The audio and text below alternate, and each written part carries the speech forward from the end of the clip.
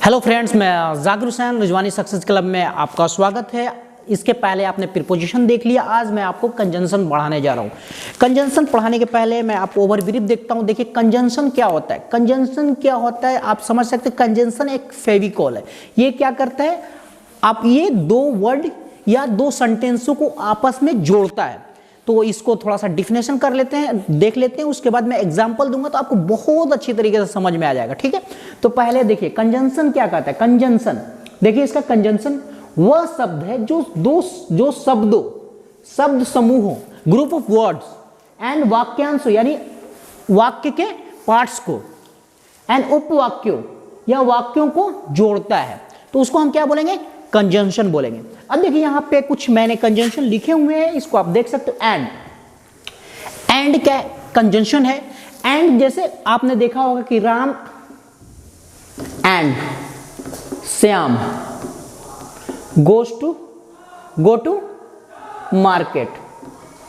यहां देखिए Ram and Shyam go to market. तो यहां पे माय डियर फ्रेंड एंड जो है ये हमारा क्या करता है, ये एड होने का काम करता है। ये राम और श्याम को आपस में जोड़ता है। तो एंड जो होता है हमारा, इसको हम कंजंक्शन बोलेंगे। इस तरह से आपके लिखा हुआ बट आप देख सकते हैं। जैसे दो सेंटेंस है कि आई एम हैप्पी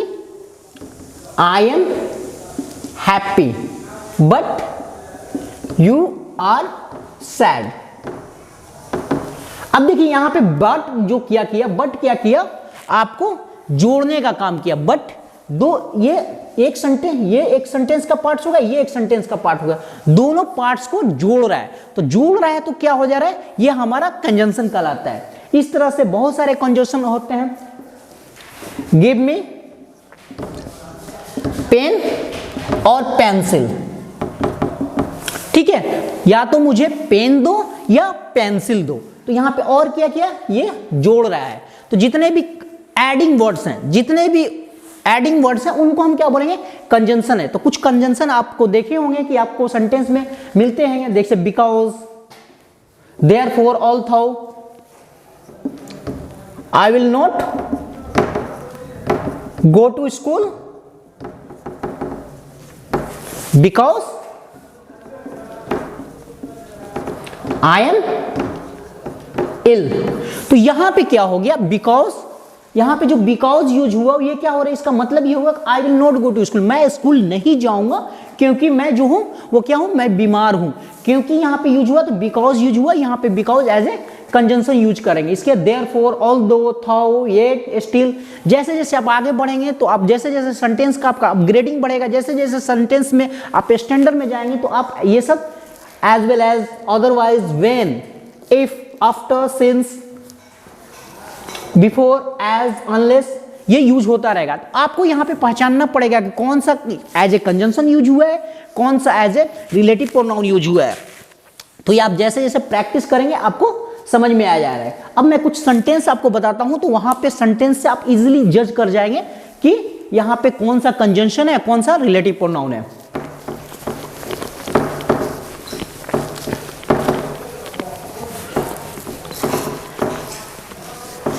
यहां पे देखिए माय डियर फ्रेंड, जैसे ही स्टूड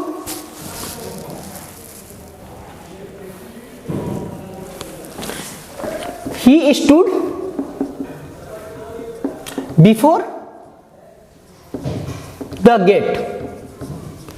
तो यहां पे बिफोर जो यूज हुआ वो किस लिए यूज हुआ, यहां पे बिफोर हमारा माय डियर फ्रेंड वो यूज हुआ, बिफोर जो यूज हुआ हमारा, यहां पे बिफोर प्रीपोजिशन हो जा रहा है। तो आपको सेंटेंस के सेंस के हिसाब से कंजंक्शन पहचानना पड़ेगा।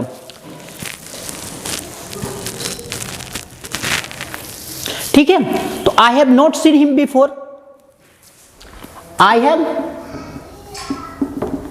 Not seen him before, I have not seen him before, मैंने उसे पहले कभी नहीं देखा। तो यहां पे जो बिफोर यूज हुआ एडवर्ब यूज हो रहा है।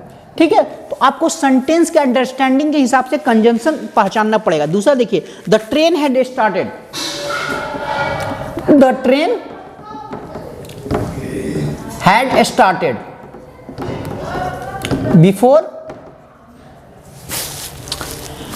Before I reach to the station, I reach to the station.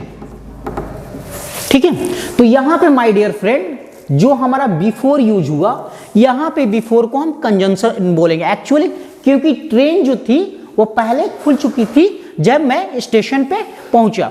तो यहां पे जो हमारा ये बिफोर जो हुआ, यहां पे इसको हम कंजंक्शन बोलेंगे। ठीक है, इस तरह अब जैसे ही जैसे सेंटेंस में आगे बढ़ेंगे आपको काफी देखने को मिलेगा।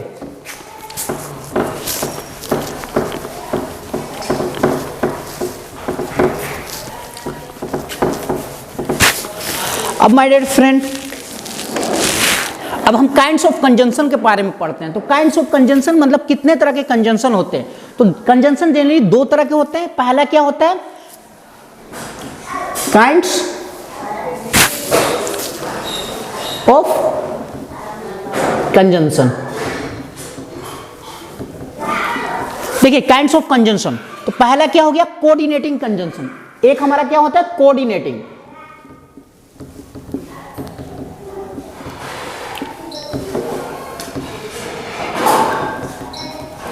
Coordinating conjunction. दूसरा क्या है, सबऑर्डिनेटिंग कंजंक्शन।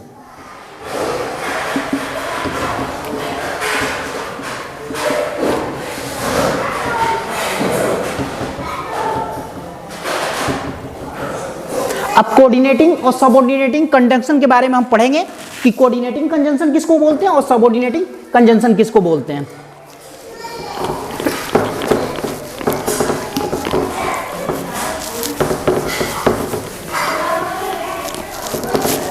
देखिए कोऑर्डिनेटिंग मतलब होता है एक ही स्तर के दो आइटम, एक ही स्तर के दो आइटम को हम कोऑर्डिनेटिंग बोलते हैं। जैसे Ram and Shyam are doing work. तो यहां पे माय डियर फ्रेंड जो राम एंड श्याम हो गया, तो एक ही तरह के एक ही स्तर के दो वाक्य वर्ड है। तो यहां पे एंड जो हो जाएगा उसको हम कंजंक्शन के साथ साथ इसका अगर डिफरेंशिएट करें तो इसको हम बोलेंगे coordinating conjunction, coordinating conjunction. Same way give me pen और पेंसिल। तो यहां पे और जो यूज हुआ इसको भी हम कोऑर्डिनेटिंग कंजंक्शन ही बोलेंगे। अब माय डियर फ्रेंड, अब मैं कुछ सबऑर्डिनेटिंग कंजंक्शन का एग्जांपल देता हूं। सबऑर्डिनेटिंग कंजंक्शन का मतलब होता है कि आपको एक रीजन देना पड़ेगा। इसका सबऑर्डिनेटिंग कंजंक्शन का मतलब देखिए, सबऑर्डिनेटिंग कंजंक्शन का मतलब कि if you will come I will go out. अब देखिए यहां पे दो सेंटेंस के पार्ट हो गए। एक तो if you will come I will go out, sorry I go out. अगर तुम आओगे तो मैं बाहर जाऊंगा। तो यहां पे इफ जो हो गया, क्योंकि ये एक रीजन दे रहा है, एक कॉज होता है, जहां पे कारण होता है, तो इफ को हम क्या बोलेंगे, सबऑर्डिनेटिंग कंजंक्शन बोलेंगे।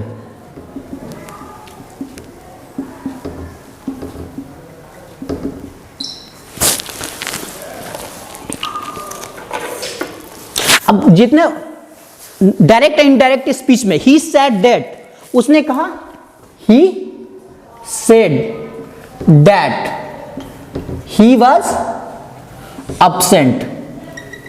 तो यहां पे जो दैट यूज हुआ, यहां पे जो दैट यूज हुआ, यहां पे जो दैट यूज हो रहा, उसने कहा कि वो एब्सेंट था। तो यहां पे दैट जो होगा ये सबऑर्डिनेट कर रहा है, इसको और इसको जोड़ा, ये दोनों का एक रीजन है। तो दैट को यहां पे क्या बोलेंगे, सबऑर्डिनेटिंग कंजंक्शन। दैट को क्या बोलेंगे, सबऑर्डिनेटिंग कंजंक्शन।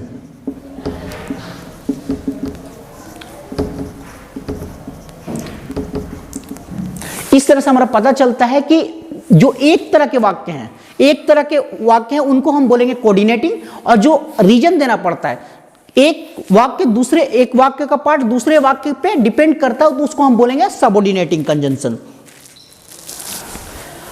एक और एग्जांपल दे सकते हैं, आई like him because he is honest। अब देखिए मैं उसको पसंद इसलिए करता हूं क्योंकि वो ईमानदार है।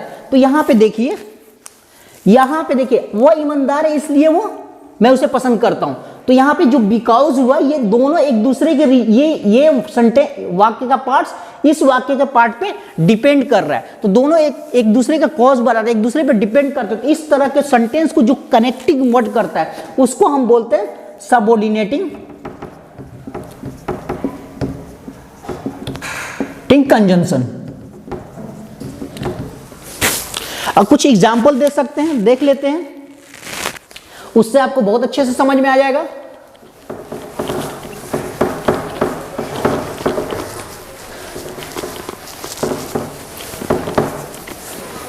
जैसे देखिए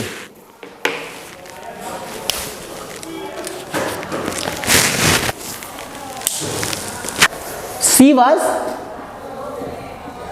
प्लेइंग एंड डांसिंग। क्या वो खेल रही थी साथ में डांस भी कर रही थी। तो ये एंड जो है एक ही तरह के कोऑर्डिनेट कर रहा है, एक दूसरे का एक ही तरह के वाक्य सेंटेंस वर्ड है। तो इसको हम एंड को क्या बोलेंगे, यही हमारा कोऑर्डिनेट हो जाएगा।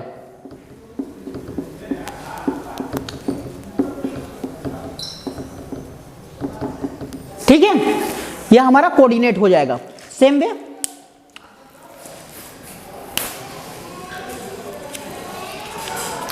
we shall stay here, we shall stay here till he returns। हम लोग यहां ठहरेंगे जब तक वो लौट के नहीं आता।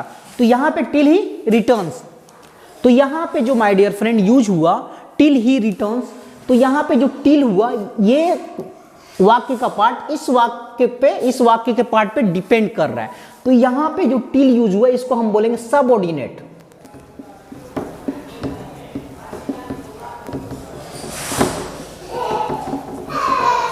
इस तरह से मेरे को आशा है कि आपको कंजंक्शन समझ में आ गया होगा।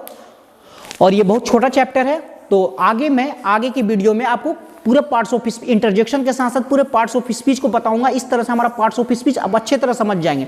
Parts of speech mainly basic grammar का बेसिक स्ट्रक्चर है। अगर उसको आप समझ जाएंगे तो बहुत से ग्रामर में आपकी अंडरस्टैंडिंग एबिलिटी बढ़ जाएगी।